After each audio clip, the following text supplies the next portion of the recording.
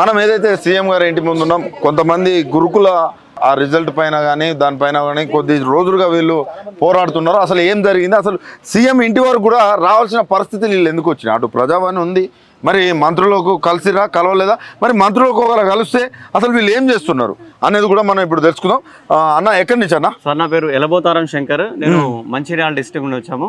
అసలు ఏంటి సమస్య ఏంటన్న? సమస్య ఏంటిదంటే మాకు గురుకుల ఎగ్జామ్ రాసిన స్టార్టింగ్ నుండి ఇప్పటి వరకు ప్రతిదీ కూడా సమస్యలే. ఎగ్జామ్స్ రాసే టైంలో మా డిస్ట్రిక్ట్స్ కాకుండా 2-3 డిస్ట్రిక్ట్లకు ఒక ప్లేస్ లో మాకు ఎగ్జామ్ కండక్ట్ చేయడం జరిగింది. అదొకటి.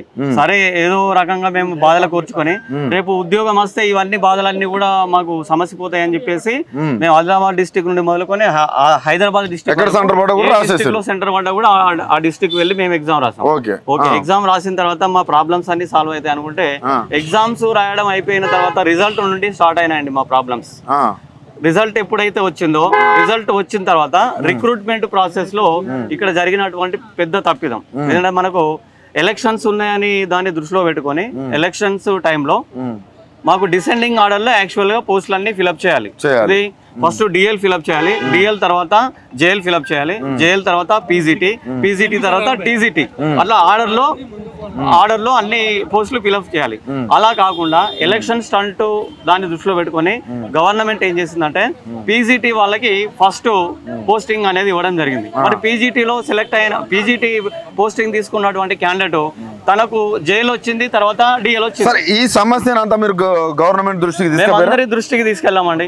ఏమంటున్నారు? తీసుకెళ్తే మాకు మెమోరాండం ఇవ్వండి, మేము మీ యొక్క సమస్యను పరిష్కారం చేస్తాము అని చెప్పేసి. ఈ గత 6 నెలల నుంచి కలుస్తూ వస్తున్నారు. ఎవరెవరిని కలిసారు?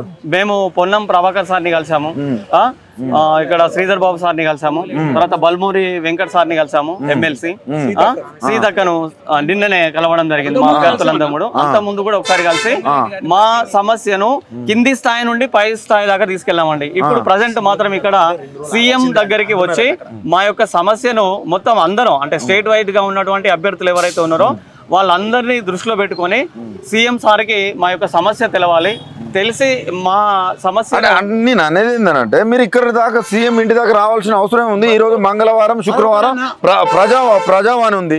ఇక్కడ మీరు రావాల్సిన అవసరం ఉంది. ప్రజావానికి కూడా వెళ్ళి కలవడం జరిగింది. అక్కడ మా వినతి పత్రాలు అన్ని ఉన్నాయి, కావాలంటే చెక్ చేసుకోండి. ఏమంటున్నారు మేము అవన్నీ తీసుకున్నామండి, తీసుకొని దీని మీద ఒక కమిటీ వేసి దాని ప్రకారం మీకు న్యాయం చేస్తామని చెప్పి మీకు అవకాశాలు అవపడుతున్నాయి. కమిటీ ఇంతవరకు మాత్రం ఎటువంటి ఛాన్సెస్ కనబడట్లేదు. ప్రధానంగా డిమాండ్ ఏంటంటే డిసెండింగ్ ఆర్డర్ లో పోస్టులన్నీ ఫిల్అప్ చేయాలి. 9210 పోస్టులు ఏవైతే ఉన్నాయో అది ఏ ఒక్కటి కూడా బ్యాక్ లాగ్ లేకుండా ఫిల్అప్ చేయాలి. అది మా ప్రధానమైనటువంటి డిమాండ్. ఓకే, మరి ఇప్పుడు సీఎం కలవడానికి ఏమైనా ప్రయత్నించారా? ప్రయత్నం చేసాము. ఆల్రెడీ మా ప్రతినిధులు వెళ్ళారు. అక్కడ 10 మంది వెళ్ళారు. ఇప్పుడు 10 మంది వెళ్తే ఏమన్నారంటే మీరు అందరూ వస్తే మిమ్మల్ని అందరినీ కలిపియము, మీరు ఒక 1000 మంది వస్తారు స్టేట్ వైడ్ గా, 1000 మందిని తీసుకెళ్లడానికి ఇదేమన్నా అంటే సీఎం ఉన్నది 1000 మంది కాదు, 4 కోట్ల మంది ప్రజలకి 1000 మందిని కలవడానికి ఇబ్బంది ఏంటంట? I am a educated person. I know everything. I am a teacher. Still now I am working in Singarin High School. I know each and everything.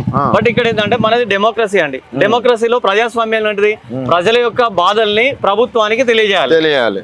అక్కడేమో పట్టించుకోరు. ప్రభుత్వం వాళ్ళ తరపున ఎవరైతే ప్రతినిధి ఉన్నారో, మనకి ఎవరు ప్రతినిధి అంటే మన సీఎం గారే మన ప్రతినిధి.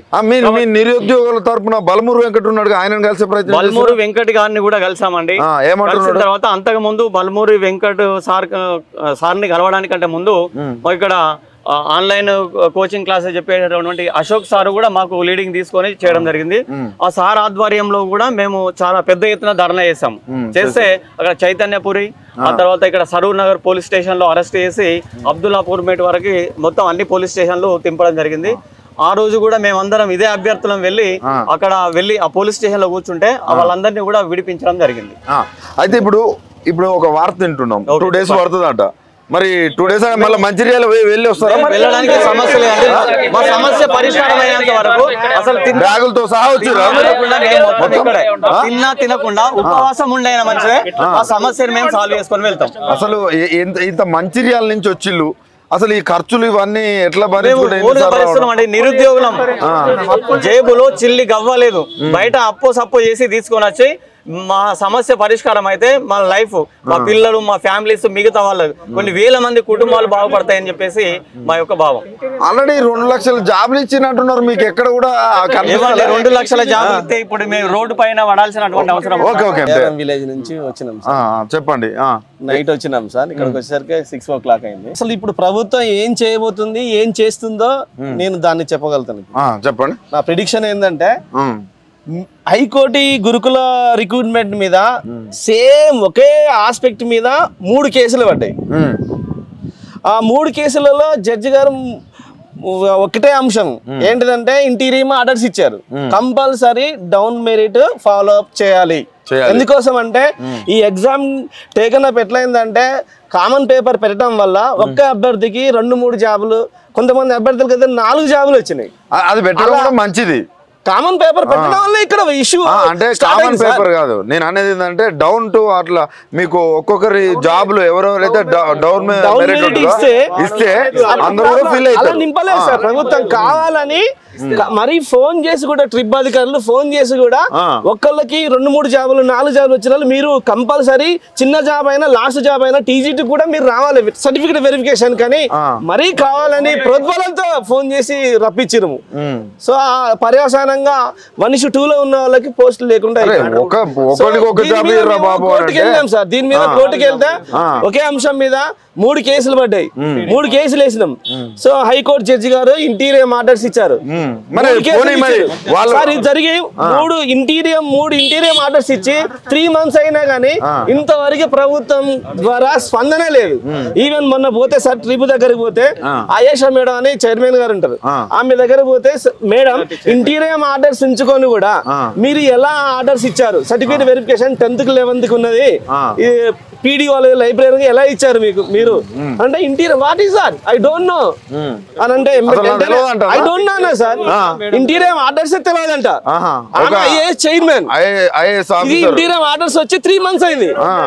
3 months అయింది. మేము బై హ్యాండ్ గా ఇచ్చినాం సార్, కస్టోడియన్ కూడా తీసుకున్నాం సార్, బై హ్యాండ్ గా ఇచ్చినాం, కస్టోడియన్ కూడా తీసుకున్నాం, మేము సిగ్నేచర్ కూడా తీసుకున్నాం, అక్నాలెడ్జ్మెంట్ కూడా తీసుకున్నాం ఈ ఇంటీరియర్ ఆర్డర్స్ ఇచ్చి సైదుల్ సార్ కి.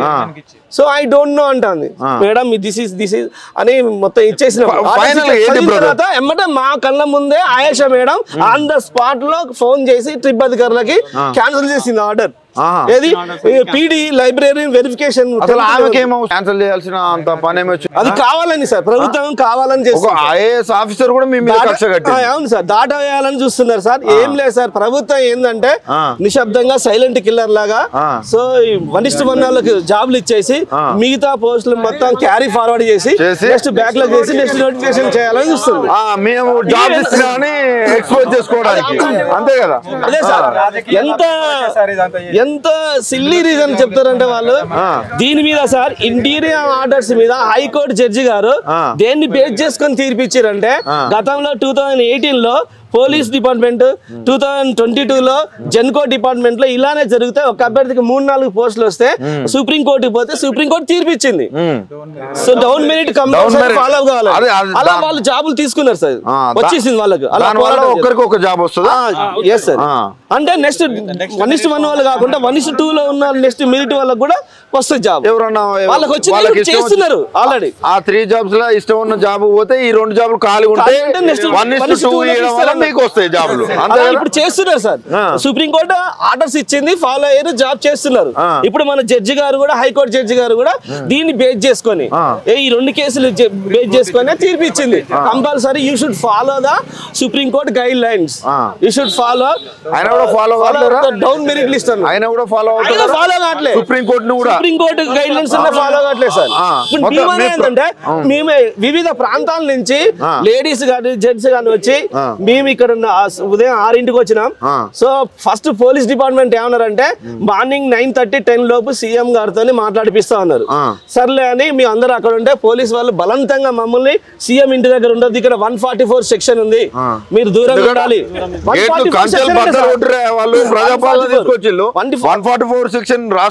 సీఎం గారు ప్రమాణ స్వీకారం రోజే కంచెలు బద్దలు కొట్టిన బాహుబలి రేంజ్ లో స్టేడియం లో చెప్పిండు. అలాంటిది ఇక్కడ కంచెలు కట్టుకున్నాడు సార్. మేము అక్కడ అదే డిమాండ్ 2 రోజులు అంటున్నారు. మరి ధర్నా చేయడానికి రాలే సార్. సీఎం గారికి అసలు విన్నవించుకుందని వస్తే పోలీస్ డిపార్ట్మెంట్ మమ్మల్ని కక్ష కట్టి కూడా మమ్మల్ని కక్ష కట్టి అక్కడి నుంచి తీసుకొచ్చింది సార్. అయితే ఇప్పుడు ఏమంటారంటే ఇప్పుడు తెలిసిన సమాచారం అంతా 2 రోజులు అయినా గానీ సీఎం గారు కలవరు. There is no appointment up to 2 days. మరి అప్ టు 2 days అంటే నువ్వు మహబూబాద్ నుంచి వచ్చినావు బయ్యారం ఇక్కడే చచ్చిపోతా, పెట్రోల్ పోసుకొని చచ్చిపోతా. శ్రీకాంతాచారి ఎలా చనిపోయిందో తెలంగాణ కోసం, నేను కూడా నా జాబ్ కోసం నేను చచ్చిపోతా. ఆ జాబ్ లేకపోతే నేను బతకలేనుగా, నేను చేయలేను. నా ఏజ్ అయిపోయింది సార్, నా 45 years నాది. నా ఏజ్ అయిపోయింది, ఇటు జాబ్ రావట్లే, ఏజ్ అయిపోతుంది. నేనేం చేయాలి సార్? కొంతమంది మంత్రులను కలిసే ప్రయత్నం కొంచెమన్నా మీకు మానవత్వం అని ఉన్నది. ఆ వ్యవసాయం చేసుకునే బిడ్డలు ఆ పొలాలు దున్నుకుంటూ ఆ కడుపు కాలిన ఆ డొక్కలు ఎండిన డొక్కలు వేసుకొని వచ్చి ఆ చిన్న చిన్న రూమ్లలో ఒక్క రూమ్ లో 2 ఉండే దాంట్లో 4 ఉండి 5 రూపాయల భోజనం తిని వాళ్ళు చదువుకుంటే నువ్వు కనీసం నువ్వు కలుస్తానికి నువ్వు సీఎం హోదాలో నువ్వు కలుస్తానికి నీకు అంత టైం లేదంటే నీకు సిగ్గుండాలి కొంచెం అన్న. కజ్జలు బద్దలు కొట్టినావు అన్నప్పుడు ఆ వీళ్ళ సమస్య ప్రజాపాలన అంటే ఇదా, వీళ్ళకు తక్షణమే న్యాయం చేయాలి. వీళ్ళ డిమాండ్ ఏంటంటే అయిపోతుంది. నువ్వు సీఎం, నువ్వు ఆ సీఎం ఇంకెవరన్నా మీ ఒక ఐఏఎస్ ఆఫీసరు ఆమె అసలు క్యాన్సల్ చేపిస్తుందంట. అసలు ఏ రైట్స్ ఉన్నాయి? కనీసం మీ మంత్రులు కావచ్చు, మీరు కావచ్చు, అసలు విద్యాశాఖ మంత్రి లేరు బాబు ఇంతవరకు. కనీసం వాళ్ళకు ఒక ఏదో ఒకటి అవకాశం అసలు చేస్తామా చేయమా అంటే ఎవరి పని వాళ్ళు చేసుకుంటారు. నీకే ఎక్కడ బుద్ధి చెప్పాలో అక్కడ చెప్తారు. ఆ గత ప్రభుత్వాలు అన్యాయం చేసిన మీ ప్రభుత్వాన్ని తీసుకొస్తే మీరు చేసే కథ ఇదా ఒక్కసారి వాళ్ళు 2 days అయినా ఇక్కడనే ఉంటాం అంటారు. మా మాట వాళ్ళు ఇక్కడే ఉంటారు. ఇంతవరకు వాళ్ళు ఇచ్చింది లేదు. అంటే నిరుద్యోగుల కాడికి వస్తేనే ఇవన్నీ జరుగుతాయా? ఎలక్షన్లు పోస్ట్ పోన్లు కావు, వాళ్ళకి కావాల్సిన మంత్రి పదవులు ప్రమాణ స్వీకారాలు పోస్ట్ పోన్లు కావు, వాళ్ళకి రావాల్సిన అలవెన్స్లు పోస్ట్ పోన్లు కావు. ఒక అన్ఎంప్లాయీస్ కాడికి వచ్చేసరికి పోస్ట్ పోన్లు అవుతాయి. చెప్పండి మీరు ఎక్కడి నుంచి వచ్చిందా? మేము నాగర్ కర్నూలు డిస్ట్రిక్ట్ నుంచి వచ్చాను సార్. నా పేరు మంజుల, మేము గురుకుల అభ్యర్థిని నాగర్ కర్నూలు డిస్ట్రిక్ట్. అసలు ఏం జరిగింది? అసలు ఇక్కడ సీఎం ఇంటి దగ్గర రావాల్సిన అవసరం ఏముంది? మాకు ఇంతకు ముందు గురుకుల పోస్టులు జరిగి ఆగస్టులో ఎగ్జామ్స్ కంప్లీట్ అయినాయి సార్. తర్వాత రిజల్ట్ వచ్చింది. ఒక్కొక్కరికి కామన్ పేపర్ పెట్టడం వల్ల ఒక్కొక్కరికి 4 జాబ్లు 5 జాబ్లు 3 జాబ్లు 2 జాబ్లు వచ్చినాయి సార్. వాళ్ళైతే అన్ని జాబులు చేయలేరు కదా. మాకు సెకండ్ లిస్ట్ ఇచ్చి డౌన్ మెరిట్ లిస్ట్ ఇచ్చి అంటే పీజీటీ టీజీటీ ఫస్ట్ ఏమో డిగ్రీ లెక్చరర్, తర్వాత జూనియర్ లెక్చరర్, తర్వాత పీజీటీ అంటే పెద్ద హై స్కూల్ వాళ్ళకి, తర్వాత నార్మల్ గా టీజీటీ అలా ఫిల్ చేస్తే పెద్ద పోస్ట్ కి వెళ్ళిపోయిన తర్వాత మిగిలిన పోస్టులని సెకండ్ లిస్ట్ ఇచ్చి మాకు ఇవ్వాలని మేము కోరుకుంటున్నాం సార్. మేము ఆల్రెడీ ఏదో 10 మార్కులు 20 మార్కులు వచ్చేం లేదు సార్. మేము మెరిట్ లోనే ఉన్నాం. కానీ వాళ్ళకి 2-3 జాబులు రావడం వలన మేము బ్యాక్ లాగ్ అయిపోతున్నాం. ఇప్పుడు ప్రభుత్వం ఏం చేయాలంటే గవర్నమెంట్ మేము కోర్టుకు కూడా వెళ్ళినాము. కోర్టు కూడా ఇంటరిమ్ ఆర్డర్స్ ఇచ్చేసింది, సుప్రీంకోర్టు ఆర్డర్ ప్రకారం ఇచ్చేసింది. కానీ గవర్నమెంట్ ఇప్పుడు మేము ట్రిప్కి వెళ్తే ఏం చెప్తున్నారంటే గవర్నమెంట్ ఒక మాట చెప్తే మేము ఫాలో అప్ చేస్తాం, గవర్నమెంట్ చెప్పింది కోర్టు చెప్పినా కూడా మేము వినము అని వాళ్ళు అంటున్నారు సార్. కోర్టు ఆర్డర్ వచ్చి కూడా 2 నెలలు అయింది సార్. మరి మీరు ఎందుకు గవర్నమెంట్ కలిసే ప్రయత్నాలు చేస్తారు? గవర్నమెంట్ కలిసినాం సార్, 1 నెల ముందుగా చేసినాము, ఆల్రెడీ ధర్నాలు చేసినాము. సరే అని కోర్టు ఆర్డర్ కూడా తీసుకొచ్చాం. కానీ మధ్యలో ఎలక్షన్ కోడ్ వచ్చింది. ఎలక్షన్ కోడ్ తర్వాత 2 రోజుల ముందు నుంచి మేము తిరుగుతున్నాం. ఎలక్షన్ కోడ్ అయిపోతుంది. మేము బల్మూరు వెంకట్ సార్ ని గెలిచినాము, తర్వాత పొన్నం ప్రభాకర్ సారు, శ్రీధర్ బాబు సారు, తర్వాత సీతక్క, ఆయేషా మేడం. మీకోసం ప్రజావాణి ఉంది, ప్రజావాణి దగ్గర కూడా వెళ్ళినాం సార్.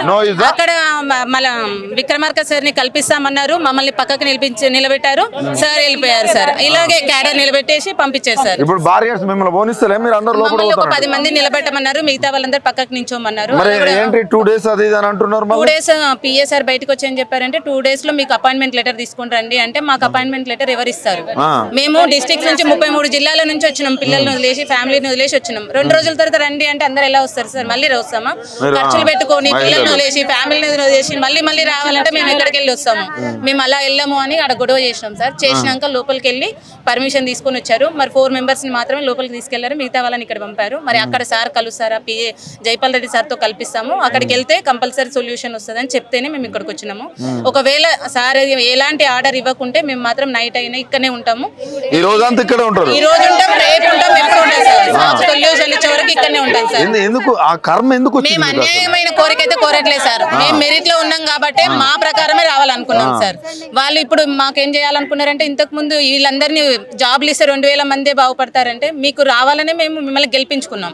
ఇప్పుడు మాకు ఇవ్వకపోతే మళ్ళీ మేము ఎందుకు గెలిపించుకుంటాం? మీరు ఒకసారి మాకు ప్రభుత్వం, పాత ప్రభుత్వం నోటిఫికేషన్ ఇచ్చినా మీరు ఫిల్అప్ చేస్తే మీకే మేము ఓటేస్తాం. మీరు కొత్త పోస్టులు ఇవ్వాలని చూస్తే మాత్రం మేము ఊరుకోము. పెద్ద ఎత్తున ధర్నాలు చేస్తాం, రాస్తారోకలు చేస్తాం. దేనికైనా బ్యాక్లాగ్ ఇవ్వద్దు, ఫిల్అప్ చేయాలి. అంటే వాళ్ళ క్రెడిట్ కోసం వాళ్ళు ఈ పని చేస్తున్నారా? కొత్త నోటిఫికేషన్ ఇవ్వాలి అని అనుకుంటున్నారని మాకు తెలిసింది సార్. కొత్త నోటిఫికేషన్ ఈ బ్యాక్లాగ్ పెట్టి కొత్త నోటిఫికేషన్ ఇవ్వాలనుకుంటున్నారు. మిమ్మల్ని మాత్రం ఫిల్ చేయమనే ఉద్దేశంలో ఉన్నారు. పాత డిఎస్సి ఎప్పుడో జరిగింది, డిఎస్సి వాళ్ళకి ఇచ్చారు, తర్వాత పీఈటీ వాళ్ళకి ఇచ్చారు, అందరికి ఇస్తున్నారు. కానీ మాది మాత్రమే బ్యాక్లాగ్ పెడుతున్నారు సార్. అలా పెట్టకుండా మాది ఒక్క పోస్ట్ కూడా బ్యాక్లాగ్ లేకుండా డౌన్ మెరిట్ లిస్ట్ ప్రకారం ఫిల్అప్ చేయాలని కోరుకుంటున్నాను సార్. ఈ సోదరిని నేను ఇంత ముందు కూడా చైతన్యపూర్లో కూడా ఈ అక్కని నేను కలిసిన, అశోక్ సార్ వాళ్ళ ఇంటికి దగ్గర టెంట్ పడేసారు, వీళ్ళని పోలీస్ స్టేషన్ లో పాలు కూడా చేసారు. ఆ రోజు మీ పిల్లలు కూడా ఉన్నారు పాపం, వీళ్ళ పిల్లలు కూడా ఉన్నారు పాపం. మీ పిల్లల్ని తీసుకొని వచ్చారు. ఈ పరిస్థితి ఉంది. అరే ప్రజాపాలన, మీ ప్రజాపాలన ఎవరు కాదంటారు? మీ కాంగ్రెస్ ప్రజాపాలన రా వచ్చి కాలు వాళ్ళు కూడా ఇలా తిరగారు సార్. మేము చదువుకొని కుక్కల్లాగా రోడ్ల మీద తిరగాల్సిన పరిస్థితిని మాకు కల్పిస్తున్నారు సార్. ఇలా తిరగాల్సిన పరిస్థితి ఏంటి సార్? మాకు టీచర్లమే మేము అందరినీ ప్రపంచం మొత్తం మేము తయారు చేస్తుంటే మేము మాత్రం మీ వెంట తిరగాల్సి వస్తుంది సార్. ఇప్పుడు మా పరిస్థితి ఇలా తిరగాల్సింది. అసలు మీకు కోర్టు ఆర్డర్ ఇచ్చినా మరి అమలు చేయకపోవడం ఏంటిదో మాకు అర్థం కావాలి. మీరు ఎక్కడి నుంచి వచ్చారమ్మా? నల్గొండ డిస్ట్రిక్ట్. నల్గొండ ఇక్కడ నుంచి దాదాపు 200 కిలోమీటర్లు ఉంటది ఇక్కడ జూబ్లీ హిల్స్ నుంచి. అంటే ఎప్పుడు బయలుదేరారు? మేము నిన్ననే వచ్చినాము, నల్గొండ నుంచి వచ్చి ఎల్బీనగర్ లో ఉండి అక్కడ నుంచి మళ్ళీ ఇప్పుడు రావడం జరిగింది. కష్టంగా అనిపిస్తలేదా? చాలా సార్, ఇది చాలా దారుణం కూడా. మాకు కోర్టు నాకు స్టే ఆర్డర్ ఇచ్చి ఇంటిమేషన్ ఆర్డర్ ఇచ్చినా కూడా దాన్ని పక్కకు తోసిపుచ్చి రిక్రూట్మెంట్ అనేది ప్రభుత్వం ఏమంటుంది? ప్రభుత్వం ఏమంటారు ఇప్పుడు మళ్ళీ ఇంక ఇప్పుడు ఏం స్పందన అనేది అయితే అసలు లేదు. ఇంకా వాళ్ళకి ఫస్ట్ 1:1 తీసినాక మరి 2 months పడతా, 3 months పడతా. అసలు అదంతా ఎందుకు సార్? ఇప్పుడు స్కూల్లో కాలేజ్లో అడ్మిషన్స్ కి అయితే ఏ విధంగా ఒక్క సీటు కూడా మిగలకుండా ఫిల్ చేస్తారో అదే విధంగా మమ్మల్ని కూడా అట్లా ఫిల్ చేస్తే మాకు ఈ దుస్థితి వచ్చేది కాదు. ఎగ్జామ్ మాత్రం ఒకటే పెడతారు, ఒకటే ఎగ్జామ్ పెడతారు, అన్నిటికీ ఒకటే ఎగ్జామ్ పెట్టినప్పుడు జాబ్లు ఇచ్చే విషయంలో మాత్రం అదే ఒక్కొక్కరికి 4 3 ఇవ్వడం ఎందుకు? చేస్తారా సార్? చెయ్యరు కదా. అది కూడా చెప్పండి, ఎందుకంటే సీఎం అర్థం కావాలి. ఒకరు 4 జాబులు చేయరు సార్. మరి ఎందుకంటే 4 సాలరీలు ఇట్లా ఏమైనా వస్తున్నాయేమని చిన్న పోరలకు తెలుసు సార్. 4 జాబులు ఎట్లా చేస్తారు? మరి అంటే ఆ కోవాలో కూడా ఉండొచ్చు. మరి వాళ్ళు ఆలోచనలో ఇట్లా ఉన్నాడేమో సీఎం. ఎందుకు వస్తలేదో నాకు అర్థం కావట్లేదు సార్. ఏం చేయబోతున్నారు అసలు? మీ డిమాండ్ ఏంది? నెక్స్ట్ ఏం చేయబోతున్నారు? మాకేం లేదు సార్. డిమాండ్ 9210 పోస్టులు పడినాయి. వాటిని కంప్లీట్ గా డిసెండింగ్ ఆర్డర్ ఒక వెబ్ కౌన్సిలింగ్ ద్వారాను వెబ్ కౌన్సిలింగ్ పెట్టండి. ఎవరికి నచ్చింది వాళ్ళు ఫస్ట్ తీసేసుకుంటారు. ఎవరు ఏ విధంగా ఉంటే ఆప్షన్. ఇప్పుడు 1:2 పిలిచిన వాళ్ళందరినీ వెబ్ కౌన్సిలింగ్ పిలువు. వచ్చిన వాళ్ళు ఉద్యోగం చేస్తారు, రానోళ్ళు ఇంటికి వెళ్ళిపోతారు. ఆ వెబ్ కౌన్సిలింగ్ పెట్టక నువ్వు ఫస్ట్ 1:1 నేను పిలిచినా ఈయనకి 4 ఇచ్చినా, ఆ 4 తర్వాత ఇంకొకరికి 3 ఇచ్చినా, నువ్వు ఇచ్చినా అని చెప్పుకొని మళ్ళీ అన్ని బ్యాక్ లాగేసి మళ్ళీ ఇంకో నోటిఫికేషన్ వేసి ఎవరిని ముంచుతున్నారు సార్? చదువుకున్న విద్యార్థులనే ముంచుతున్నారు. మేము ఇప్పుడు నేను 2010లో గ్రాడ్యుయేట్ సార్. నేను 2010లో అప్పటి నుంచి గవర్నమెంట్ ఉద్యోగం చేయాలని చదువుకొని బీటెక్. మా మదర్ కోర్టులో జాబ్ చేస్తారు సార్. Father expire. అయితే ఇప్పుడు ఏం జరుగుతుంది తెలంగాణలో అంటే, నాలా నేను ఒక్కదాన్ని కాదు సార్. నేను మ్యారీడ్ అమ్మాయిని పోయి ప్రైవేట్ ఉద్యోగాలు వేరే స్టేట్లలో పడిపోయి చెయ్యలేను. నేను నాకు సెల్ఫ్ గా ఎంపవర్మెంట్ కావాలంటే నేను ఇక్కడ ఉన్న గవర్నమెంట్ ఉద్యోగాలకే చదువుకొని సాధించుకోవాలి ఏదైనా. ఇప్పుడు 2010 నుండి చదువుతున్నాం సార్ మేము.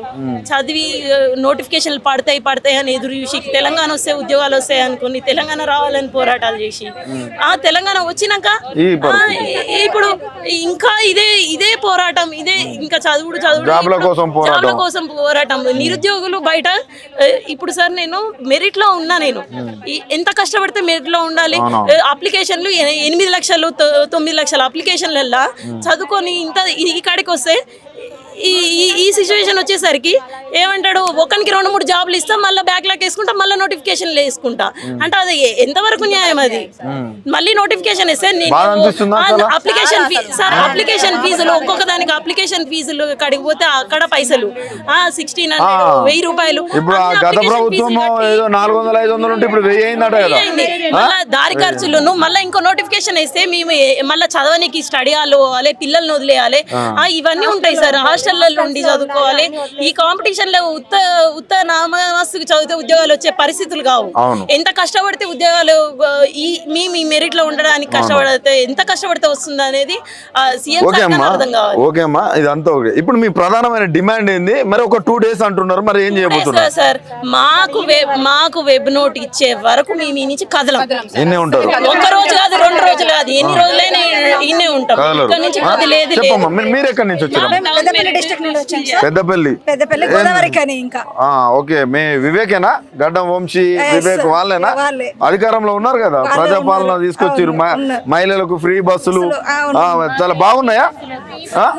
ఫ్రీ బస్సుల గురించి అంటే మీరే కదా, అంటే మీకు ఉద్యోగాలు లేకుండా ఇట్లా రోడ్ల మీద తిరిగింది కదా, మరి ఫ్రీ బస్సుల వల్ల ఈ ఉద్యమాలు మంచిగా ఉన్నాయా అంటున్నా? కాకపోతే మాకు మాత్రం, నేను స్కూల్ లైబ్రరీని సార్ 1:2 లో ఉన్నాను. అందులో చాలా వరకు పోస్టులు కూడాను విత్ హెల్డ్ పెట్టారు సార్. 30 పోస్టులు విత్ హెల్డ్ అని పెట్టారు. మిగతా 18 పోస్టులు అసలు ఫిల్లే చేయలేదు. ఆ పోస్టులు ఏం చేశారో కూడా తెలియదు. ఇవి 30 ఉన్నాయి, అవి 18 అంటే 48 ఇక్కడే ఆపేశారు. దానితో మళ్ళీ అందులో కూడా డిఎల్ ఉంది, జేఎల్ ఉంది, స్కూల్ లైబ్రరీ ఉన్నాయి సార్. ఇది కూడా డౌన్ మెరిట్ లిస్ట్ పెట్టి డిసెండింగ్ ఆర్డర్ లో కనుక ఫిల్ చేసేది ఉంటే మాకు స్కూల్ లైబ్రరీ పోస్టులు చాలా మిగులుతాయి. దగ్గర ఒక 100 to 150 పోస్టులు మిగులుతాయి. 150 పోస్టులు మేము 1:2 లో ఉన్న వాళ్ళు అందరం కూడా ఫిల్ అయిపోతాం. మాకు ఉద్యోగం వస్తుంది కదా సార్. మేము ఉద్యోగం కోసం 10 సంవత్సరాల నుండి హాస్టల్లో ఉండి కోచింగ్లకు వేల ఫీజులు కట్టుకుంటూ కుటుంబానికి దూరంగా ఉండి చదువుకొని 1:2 దాకా వచ్చాం సార్. 1:2 దాకా వచ్చి జాబ్ మిస్ అయితే మా బాధ 4 నెలల నుండి తిండి లేదు, నిద్ర లేకుండా గడుపుతున్నాం. ఎందుకు? జాబ్ కోసం. ఈ ప్రభుత్వం అయినా ఇస్తుంది అనే శాసనం ఎదురు చూస్తున్నాం. 10% ఉద్యోగాలు ఫ్రాడ్ జరిగినాయి. వాళ్ళు జిఆర్ఎల్ ఇవ్వకపోవడానికి గల కారణం ఏంటంటే కనీసం మార్కులు మనం అంటే ఏముందా నాకు అర్థం కాదు. వాళ్ళు మార్కులు ఎట్లా ఇచ్చలేరు మరి చెప్పండి. మార్కులు మీరు ఒక ఫ్రాడ్ అన్నారు అంటే అమ్ముకున్నారా? మరి ఇంకేమైనా కావచ్చు. ఎందుకంటే మార్కులు ఇచ్చేంత వ్యవస్థ లేదా మనకు? మార్కులు సార్, మార్కులు ఇవ్వకపోతే ఎంత దౌర్భాగ్యం. మళ్ళీ ఇంకొకటి, ఇది పెద్ద నోటిఫికేషన్. ఎప్పుడైనా దేశంలో అయినా ప్రపంచంలో అయినా ఎంత అన్డెవలప్డ్ కంట్రీస్ లో అయినా ఎక్కువ పోస్టులు ఉండేది టీచర్ పోస్టులు మాత్రమే. మిడిల్ క్లాస్ తెలివైన వాళ్ళ పిల్లలు సిన్సియర్లు దీన్ని నమ్ముకొని ఉంటారు. ఒకసారి కాకుండా ఒకసారి వస్తుందనే నమ్మకంతో ఉంటారు. ఆ వ్యవస్థను ఎప్పుడైతే కాంగ్రెస్ అంటే అనద్దు కానీ 2004 నుంచి ఆ వ్యవస్థ కూలిపోయింది. ఎప్పుడో ఒకసారి పెట్టడం. 2006 లో కాంపిటీషన్ 1:78 ఎస్జిటి కాంపిటీషన్. అదే స్కూల్ అసిస్టెంట్ చూసుకుంటే 1:17 కాంపిటీషన్. అంటే అప్పటికి అందరూ ఎస్జిటి అనేది ప్రిపేర్ అవ్వడం అనేది ఒకటి ఉండే మూసధోరణిలో. అంటే అప్పటి నుంచి ఆ తర్వాత మళ్ళీ గ్యాప్ ఇచ్చారు 2 ఏళ్ళు 3 ఏళ్ళు. అప్పటికి అవుట్పుట్ ఫుల్ వచ్చేసింది. అంటే సివిల్స్ కు లేని కాంపిటీషన్ మన ఆంధ్రప్రదేశ్ లో అప్పుడు ఉండే, ఇప్పుడు తెలంగాణలో కూడా టీచర్ పోస్ట్ లకు ఉంది. ఎందుకంటే సివిల్స్ కొట్టచ్చు నాకు తెలుసు. అయితే ఏమి లేదు, గదే 10 బుక్లను గట్టిగా చదివితే అయిపోతుంది. ఎప్పటికి ఇది ఏం చదవన్నావు తెలియదు, ఎప్పుడు చదవన్నావు తెలియదు. అది నోటిఫికేషన్ వచ్చినప్పుడు మనం రెడీ ఉన్నప్పుడు ఆ నోటిఫికేషన్ రావు. వాళ్ళు ఎలక్షన్ స్టంట్ గా వేసుకునేటువంటి డ్రామాకు ఎంత పెద్ద దెబ్బ తగిలిందో మొన్న మన అందరం సాక్ష్యం. మళ్ళా ఈ ఎంపీ ఓట్లలో ఏమైంది? మేము అనుకున్నది అయింది. మేము ఇక్కడ ఉన్న వాళ్ళు అందరం ఏమనుకుంటున్నామో అవో గదే అయింది అంతే. అసలు సీఎం ఇంటి దాకా రావాల్సిన పరిస్థితి ఒక చిన్న అంశాన్ని గింత పెద్ద చేయడం అంటే ఎంత సిగ్గుచేటు. సింపుల్ ఏముంది, పైనుంచి నింపుకుంటే అత్త అయిపోతుంది అంతే, ఏమి లేదు దానిలో. దానికి ఒక చిన్న ముడి పెట్టి ఆ ముడి అత్తలేదు, ఇగిక్కుతలేదు, అగిక్కుతలేదు అని అంటే ఎట్నో ఇప్పించుకున్నాం మేము. మేము పైసలు పెట్టుకొని మళ్ళీ ఎంత పైసలు లేకుండా అని మనిషికి 10,000 పెట్టుకొని మళ్ళీ మనిషికి ఒక 10,000 పెట్టుకొని మేము లాయర్ను మాట్లాడుకొని హైకోర్టు లాయర్ను మాట్లాడుకోవడం అంటే అంత ఆషామాషి విషయం కాదు. మాట్లాడుకొని అది ఎట్నో మొత్తానికి మంచి లాయర్ అయ్యేపట్టిగా మంచి తీర్పులు వచ్చినాయి. అక్కడ మా న్యాయం కూడా పట్టించుకోవడం లేదు. మొన్న మైనార్టీ వాళ్ళు ఏం చేశారంటే మెల్లగా స్టార్ట్ చేద్దామని చూసారు. వీళ్ళు ఇంకా నిద్రపోతారు పిల్లగాళ్ళు అని చెప్పేసి మేము ఎట్లా నిద్రపోతాం? ఒక్కొక్కరికి 40 ఏళ్ళు వచ్చినాయి. ఇప్పుడు వచ్చిన సరే అభ్యర్థులను చూడండి, ఎవరైనా కానీ దాదాపు 70-80% 35+ లో ఉన్నారు.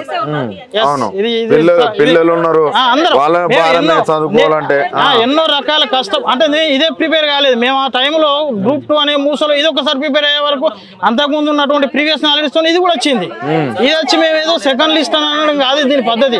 మేము నింపుకుంటే ఈ పాటికి అందరం పోతాం. అంటే ఒకరు ఇద్దరు మిగిలినా కానీ ఇంకా కూడా మిగులు పోస్టు అసలు చిన్న తప్పిదాన్ని. అంటే నేను అనేది ఏంటంటే మీకు ప్రజావాణి ఉంది, ఈ రోజు మంగళవారమే, మీరు అక్కడికి పోకపోయారు. అక్కడ మీకు ప్రజల దరఖాస్తులు ఉన్నాయి, మంత్రులు వస్తున్నారట, అసెంబ్లీ సాక్షిగా చెప్పింది, ఎమ్మెల్యేలు వస్తున్నారంట. ఆ ప్రజావానికి మా వాళ్ళు ఎక్కడి నుంచి ఆదిలాబాద్ నుంచి వెళ్ళి, ఆసిఫాబాద్ నుంచి వెళ్ళి, మంచిర్యాల నుంచి వెళ్ళి, నెక్స్ట్ నిర్మల్ నుంచి వెళ్ళి, ఇటు కొడపోతే నాగర్ కర్నూలు నుంచి వెళ్ళి వచ్చినప్పుడు మమ్మల్ని గెంటేసిరు తెలుసా. రిజల్ట్ రానప్పుడు పోయినప్పుడు కనీసం రిజల్ట్ ప్రజావాణి. సరే మేము ఇప్పుడు పోతే ఇప్పటికైనా ఓపెన్ ఛాలెంజ్ చెప్తా, ఇప్పుడు పోతే కూడా గురుకుల అంటే పక్కకు పెట్టకపోతే అడగండి మమ్మల్ని. ఎందుకంటే ఏం మిగిలించుకుంటారు నాకు అర్థం కాదు. కానీ ఏం మిగిలించుకొని ఏం చేస్తారు మళ్ళా? నిరుద్యోగుల పట్ల నిరుద్యోగ ప్రభుత్వం 2 లక్షల జాబ్లు ఇచ్చిందంట, ఆల్రెడీ జాబ్ క్యాలెండర్ ప్రకటించిందంట. 2 లక్షలు కాదు సార్, ఇప్పుడు 2 నెలల లోపే మా ద్వారా ఒక స్పష్టమైన తీర్పు అనేది స్టార్ట్ అవుతుంది మళ్ళీ. అరే మేమే అనుకుంటాను ఇంత మంచిగా ఇచ్చినాం మేము అధికారాన్ని, అటో ఇటో కష్టపడి మేము లైబ్రరీలో మేము ఎంత చదివినామో అన్ని రకాలుగా ఓట్లు ఎట్లా ఇన్ఫ్లుయెన్స్ చేస్తామని మాకు మేము డిబేట్ అవుతాం. మనం ఒక్కలము ఒక 1000 ఓట్లు ఇన్ఫ్లుయెన్స్ చేయాలి అనేది మా లైబ్రరీలో ఉన్న 50 మంది మేము కంకణం కట్టుకున్నాం. పర్వాలే గాని మళ్ళీ తప్పు చేస్తారు కాబట్టి చేయకుండా దీన్ని సింపుల్ గా సాల్వ్ చేయొచ్చు. ఏం లేదు, మళ్ళీ పైనుంచి వెళ్ళి పెట్టండి లెక్క. కానీ రెవ్వలు ముందతాలకి ఇయ్యి అంటే అయిపోతుంది. కలుసా అంటుండా సీఎం? ఇప్పుడు 4 వేరు మా రిప్రజెంటేటివ్స్ లోపల మేబీ ఆ టైం ఏం డిమాండ్ చేస్తారు? ఏం డిమాండ్ చేస్తారు సీఎం? ఏం డిమాండ్ ఏముంది? డిసెండింగ్ ఆర్డర్ పైనుంచి కిందికి ఎత్తారు కదా ఏ జాబ్ అయినా. ఒకటే నోటిఫికేషన్, ఒకటే. ఇప్పుడు ఎంసెట్ ర్యాంక్ ఒక JEE ర్యాంక్ ఉందనుకో సపోజ్, దానిలో మెరిట్ ఫస్ట్ ర్యాంక్ వచ్చి కూడా మంచి కాలేజ్ తీసుకుంటాడు, మంచి కోర్స్ తీసుకుంటాడు కదా, అంతే. ఇది కూడా అంతేనా? మరి అంతే కదా. డిగ్రీ లెక్చరర్ తప్ప నువ్వు HED తీసుకుంటావు చిన్నపిల్లలకి చెప్పేది తీసుకో. మరి వానికి ఏం అక్కడ ఆయనకు ఇప్పుడు సారీ ఎనీహౌ అక్కడ ఆ DL తీసుకున్న ఆయనే మా ఫ్రెండ్సే చెప్తా పడ్డాను. మా జోన్లో ఫస్ట్ వచ్చిన మా అబ్బాయి అంటే నేను, ఎందుకంటే నాకు చెప్పండి DL వచ్చింది, JL వచ్చింది, TGT వచ్చింది. TGTకి రాక అని నేను అన్నా, లేదన్నా 5-6 సార్లు ఫోన్ చేసారు నాకు రమ్మని, వట్టిగా రమ్మన్నారు అంతే. వచ్చి దబ్బని ఇంటి పక్కకు వస్తే తీసుకుంటూ అట అట్టే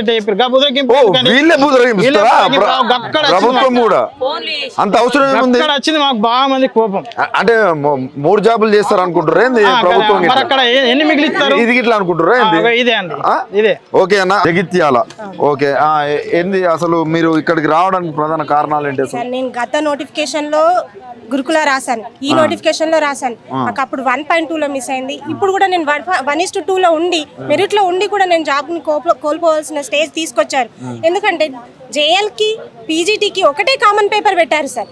ఒక కామన్ పేపర్ పెట్టడం వల్ల JL వచ్చిన వాళ్ళకి PGT వచ్చింది, DL వచ్చిన 3-4 జాబ్లు కూడా వచ్చిన వాళ్ళతో వల్ల మేము TGTలో మెరిట్లో ఉండి కూడా నేను జాబ్ని పొందలేకపోయినా. సార్ సీఎం సార్కి నేను ఒక్కటే విన్నపం చేస్తున్నా సార్, డిసెండింగ్ ఆర్డర్ని ఫాలో అవ్వండి. DL, JL, PGT, TGT వాళ్ళు అలా ఫిలప్ చేస్తే TGTలో ఉన్న వాళ్ళందరూ కూడా ఈరోజు 1000 మందికి జాబ్ వచ్చి వాళ్ళ ఫ్యామిలీని ఆదుకున్న వాళ్ళు అవుతారు సార్. ఇది ఒక్కటే మా అందరి తరపున ఒక్కటే విన్నపం సార్, డిసెండింగ్ ఆర్డర్ ప్రజావానికి ఎప్పుడన్నా దరఖాస్తు ఇచ్చారా మీరు కూడా? ఏమన్నారు అక్కడ? తరపున సార్ ముందుకు ఫార్వర్డ్ చేస్తాం, సీఎం సార్ దగ్గరికి తీసుకెళ్తాం అన్నారు కానీ ఇప్పటి వరకు మాకు ఎలాంటి స్పందన రాలేదు సీఎం సార్ దగ్గర నుంచి. అందుకని ఈ ఒక్కటి ఫైనల్ గా చేసుకుందామని సీఎం సార్ ని కలవడానికి మేము ఇంతటి ముందుకు రావడం. సార్ మేము పొద్దున 6 గంటలకు వచ్చినాం సార్. 6 గంటల నుండి మేము ఇక్కడ పడిగాపులు పడుతున్నాము. అక్కడ ఉన్న పోలీస్ వాళ్ళందరూ 144 సెక్షన్ అనుకుంటూ మమ్మల్ని ఇంత దూరం నెట్టుకొచ్చి ఇక్కడ ఉంచారు సార్. మేము ఎంతో దూరం 144 సెక్షన్ అంటే ఇక్కడ ఉండడానికి లేదు అని చెప్పేసి మమ్మల్ని అందరినీ ఇక్కడికి నెట్టుకొచ్చి పడేశారు. మేము అయినా సరే తగ్గము, మేము వెనక్కి పోయేది లేదు.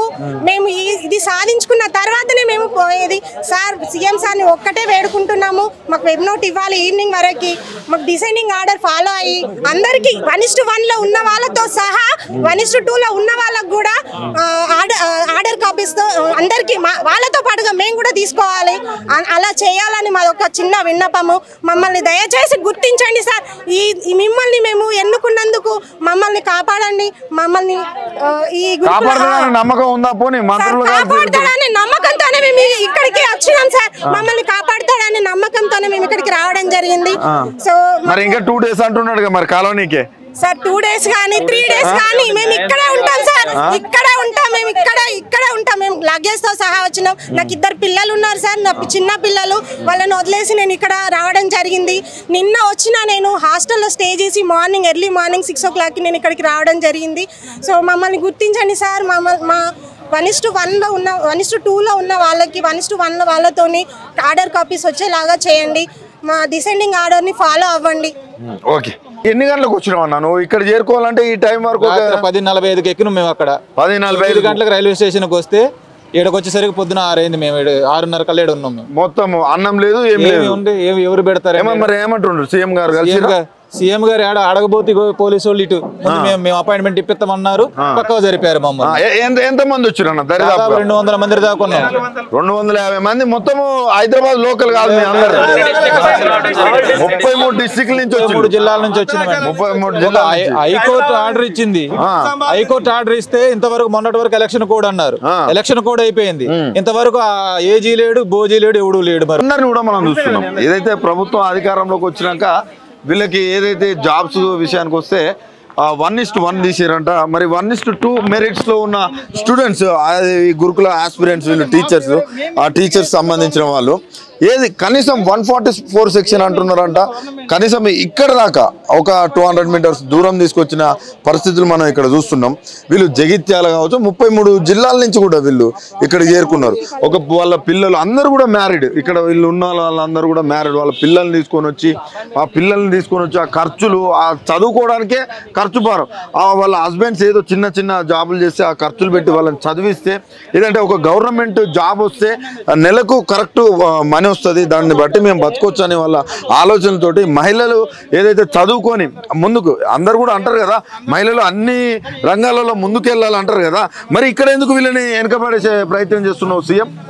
ఇక్కడ ఎందుకు వీళ్ళని వెనక పడేసే ప్రయత్నం చేస్తున్నారు? కనీసం ఒక 300-400 మంది కూడా ఇక్కడ దాకా చేరుకున్నారు. కనీసం నువ్వు కలిసే ప్రయత్నం కూడా నువ్వు వాళ్ళని చేస్తలేవు. నువ్వు ఒకరోజు మీకు మీ సోనియా గాంధీ కావచ్చు, మీ ప్రియాంక గాంధీ కావచ్చు, ఇందిరాగాంధీ అన్నావు, ఆమె కూడా ఒక మహిళ.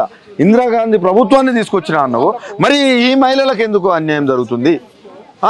మీ యొక్క సోనియా గాంధీ కావచ్చు, అటు ప్రియాంక గాంధీ కావచ్చు, వాళ్ళకి జాబ్లు వచ్చినాయి. ఎంపీగా, రాజ్యసభ ఎంపీగా వాళ్ళకి జాబ్లు వచ్చినాయి. మరి ఈ బిడ్డలు ఏంది తెలంగాణలో పుట్టినందుకు వీళ్ళు చేసుకున్న పాపమా? ఈ తెలంగాణలో పుట్టడం వీళ్ళు చేసుకున్న పాపమా? నువ్వే అన్నావు కదా ఆభరణాలు ఉండొద్దు, పేదోళ్ళగా ఉండాలంటే వీళ్ళని కూడా పేదోళ్ళని చేస్తావా? చిహ్నంలో ఏది ఆభరణాలు ఉండొద్దు అన్నావు, ఏది ఐలమ్మ వీరత్వం కావాలన్నావు. మరి వీళ్ళ వీరత్వాన్ని ఏడ పెడదాం మనము? ఆ రోజు వీళ్ళే కదా, వీళ్ళందరూ ఫైట్ చేస్తేనే కదా తెలంగాణ వచ్చింది. నువ్వు ఈ రోజు సీఎం హోదాలో కూర్చున్నది. కాబట్టి నేను చెప్పేది ఏంటంటే ఈ రోజు ఇదే మహిళల్ని రోడ్డు మీద నిలబెట్టినావు. సమాజాన్ని తీర్చిదిద్దే టీచర్లు రోడ్డు మీదకి వచ్చినాం ఎందుకు? ఒక్క చిన్న తప్పిదం వల్లనే ఈ డిసెండింగ్ ఆర్డర్ ఫాలో అవుతే మేము ఈ రోజు ఇలా ఉండే వాళ్ళం కాదు, ఇలా పడిగాపులు పడే వాళ్ళం కాదు. మా ఇంట్లో ఇలా బ్యాక్లాగ్స్ పెట్టేసి వాళ్ళ హయాంలో ఇన్ని వేల పోస్టులతో నింపాము అని ఒక్క క్రెడిట్ కోసం అని మమ్మల్ని ఇంత నష్టపరచడం ఎంత సమంజసమో కాదు. మాకు న్యాయం జరిగేదాకా మేము ఇక్కడ నుంచి వెళ్ళము, మేము ఇక్కడే ఉంటాం. మేము సాధించుకునే తీరుతాం. మాకు 1:2లోని వాళ్ళు 1:1లతో పాటు మాకు ఆర్డర్స్ రావాలి, మాకు జాబ్ రావాలి. అసలు ఈ ధర్నాకు ఇదంతా మీరు అసలు ఇక్కడికి ఎందుకు వచ్చారు? అసలు మీరు ఇక్కడికి మెయిన్ రావడం ఏంటంటే మాది గురుకులంలో ప్రాబ్లమ్స్ వచ్చినాయి. ఇక్కడ ఆ గురుకులంలో డౌన్ మెరిట్ కానీ ప్రాపర్ గా జరగలేదు రిక్రూట్మెంట్ అనేది. సో అక్కడ ప్రాపర్ గా జరగలేదంటే ఇక్కడ అన్యాయం జరిగిందని కాదు, అవినీతి జరిగిందని కాదు, అది ప్రాపర్ గా ఆర్డర్ లో జరగకపోవడం వల్ల ప్రాబ్లం వచ్చింది. ఆ ప్రాబ్లం అనేది ఈ విధంగా జరిగిందని సీఎం కు యాక్చువల్ గా నాకు తెలియదు, మినిస్టర్స్ కు ఏ పొలిటికల్ ఏ మినిస్టర్ కూడా తెలియదు, కింద ఉన్న ఐఏఎస్లు ఐపీఎస్ మాత్రం చెప్పాల్సి ఉంటది. సో వాళ్ళు ప్రాపర్ గైడెన్స్ చేయక మిస్ గైడెన్స్ వల్ల మేము లాస్ అవుతున్నాం సార్, ఇది ప్రాబ్లం, దీనికి ఈ విధంగా వెళ్ళాలి అని చెప్పడానికే ఇక్కడికి వచ్చినాం అంతే. నో సీఎం కలవమంటే ఆల్రెడీ పొద్దున వస్తే పోలీసు వాళ్ళు ప్రోటోకాల్ ప్రకారంగా మేము కొందరైనా తీసుకుపోతామని ఒక 4-5 తీసుకుపోయారు. ప్రజెంట్ వాళ్ళు లోపలికి వెళ్ళిళ్ళు. వాళ్ళకి ఎప్పుడు అపాయింట్మెంట్ ఇస్తారు, వాళ్ళకి ఇస్తారా ఇవ్వరా, వాళ్ళకి అపాయింట్మెంట్ ఇచ్చి మాకు ఒక పర్టికులర్ పాజిటివ్ థాట్ వచ్చినాక వీఆర్ స్టే ఇయర్. మా కోసమే కాదు ఇక్కడ వచ్చేది, వాళ్ళు మా దగ్గరకు వచ్చి సరే ఓకే మీకు నమ్మకం ఉంది ఇదంతా చేస్తారని. ఎందుకంటే నేను ఎందుకు అడుగుతానంటే ఒక్క మాట, 46 జీవోలు కొంతమంది ఉండే వాళ్ళు రోడ్ల మీద తిరిగి ఆకలని అన్నం లేక అంతా తిరిగి తిరిగి తిరిగి యాస్టపోయి అటు బలమూరు వెంకట నమ్మి ఇంకా ఎమ్మెల్సీ తీర్మార్ మల్లన్న నమ్మి వీళ్ళందరూ నమ్మి వాళ్ళు మోసపోయి లాస్ట్కి వచ్చేసరికి వాళ్ళు నెత్తిన గుడ్డేసుకున్న పరిస్థితి వచ్చింది. ఈరోజు ఒక కోర్టు ఆర్డర్ పైన వాళ్ళు ఆధారపడాల్సి వచ్చింది. ఆ కోర్టు ఆర్డర్ మీకు ఇచ్చింది, ఆల్రెడీ మీకు ఇచ్చింది, మీకు పాజిటివ్ వచ్చింది, అయినా కూడా వీళ్ళు పట్టించుకోవట్లేని పరిస్థితి. ఇప్పుడు వాళ్ళ పరిస్థితి కూడా అంతే. రేపు కోర్టు ఆర్డర్ వస్తుంది 46 జీవోలకి, వాళ్ళకి ఇస్తారా ఇయ్యరా అనేది కూడా వీళ్ళు పట్టించుకుంటారు అనేది కూడా అది కూడా మనం చూడాలి. ఇప్పుడు చెప్తున్నా నేను ఏమంటున్నా అంటే మీకు ఆ నమ్మకం ఉందా? మాకు ఆ నమ్మకం ఉంది. ఆ నమ్మకం వచ్చాక మేము ఇక్కడనే ఉంటాం. అది ఎన్ని రోజులైనా పర్వాలేదు, స్టే ఇయర్ ఓన్లీ. అంటే మీరు డిమాండ్ మీ కోరిక నెరవేరే వరకు ఇన్నే ఉంటాం. ఓకే, అరే మీరు ఈడు ఉండాల్సిన అవసరం ఏంది? ప్రజావాణి పోవచ్చు కదా. ప్రజావాణిలో కాకనే కదా ప్రజావాణిలో వచ్చింది. ప్రజావాణిలో పోతే ఏమైతుంది, మనకి ఇచ్చిన రిప్రజెంటేటివ్ పర్టికులర్ ఆఫీసర్ పిలిచి ఇది ఏం జరిగిందని ఈయన అడుగుతాడు. అక్కడ వాళ్ళు సరిగా గైడెన్స్ లేకనే మేము ఇక్కడ వచ్చినాం. ప్రజావాణి ఇచ్చిన ఒక మినిస్టర్ కంటే మీ సమస్యల కోసం కదా. ఒకటండి, ఒక మినిస్టర్ కంటే ప్రజావాణి ఎక్కువ కాదు కదా. మినిస్టర్ కు రిప్రజెంట్ ఇచ్చినాక కూడా మినిస్టర్ పంపించిన ఫైల్ నోట్ చూస్తాడా, ప్రజావాణి ఎక్కువ ఫస్ట్ చూస్తారా, దేని ప్రిఫరెన్స్ ఇస్తారు? మనం చెప్పండి. మినిస్టర్ ఫైల్ నోట్సే ఇస్తారు. ఆ మినిస్టర్ ఫైల్ తగ్గపోయింది. ఇక్కడ మేము ప్రతి మినిస్టర్ని కలిసినాం. సో వాళ్ళ నుంచి ఆల్రెడీ పైకి పంపించిళ్ళు. అది మాకు గాకనే ఇక్కడ వచ్చినాం. ప్రజావాణి మీద ప్రైమరీ, అది ప్రైమరీ నుంచి సెకండరీ మినిస్టర్ వచ్చినాం. ఫైనల్ స్టేజ్ ఇక్కడ సీఎం దగ్గరకు వచ్చి మా సమస్య ఇది సార్, ఈ విధంగా ఉంది, మాకు ఇదివరకు జరిగిన ఇట్లుంది, ఈ జీవో అనేది కరెక్ట్ కాదు, 81 జీవో అనేది అసలు మీరు క్రియేట్ చేసుకున్నది, ఈ జీవో లేకుండా కూడా పంచాయత్ సెక్రటరీ పోస్టింగ్ ఇచ్చిళ్ళు. 6ంటికి వచ్చిళ్ళు, నైట్ వచ్చిళ్ళు, కొంతమంది నైట్ కూడా వచ్చిళ్ళంట. మరి వాళ్ళ పరిస్థితి ఏంది? గీడు ఎందుకు పెట్టుకోమన్నా? ఈయన గీడు అవసరం? గవర్నమెంట్ కానీ 100 కోట్లు పెట్టి గవర్నమెంట్ ఎన్నో ఆఫీసులు ఉన్నాయి, ఏదో ఉంటే అయిపోవు కదా. గీడు మీరు ఉండు మాకు ఇబ్బంది కదా సార్. మీకు ఇబ్బంది, చుట్టుపక్కలకి ఇబ్బంది, మాకు ఇబ్బంది. మళ్ళీ మీరు లేదు నిలబడదామంటే పక్కోడు ఇంటి పక్కోడు నా ఇంటి ఎందుకు అంటావు. నువ్వు గవర్నమెంట్ జాబ్ ఉంటే గవర్నమెంట్ జాబ్ నువ్వు ఎవరు అడగట్టు ఉంటే అది లేకుండా చేసినావు, ఇది లేకుండా చేసినావు. సో మాకు ఒకటి సార్, మీరు మా యొక్క విన్నపాన్ని తీసి మాకు పర్టికులర్ సొల్యూషన్ చెప్పండి సార్, అదే మాకు కావాల్సింది. Okay, thank you.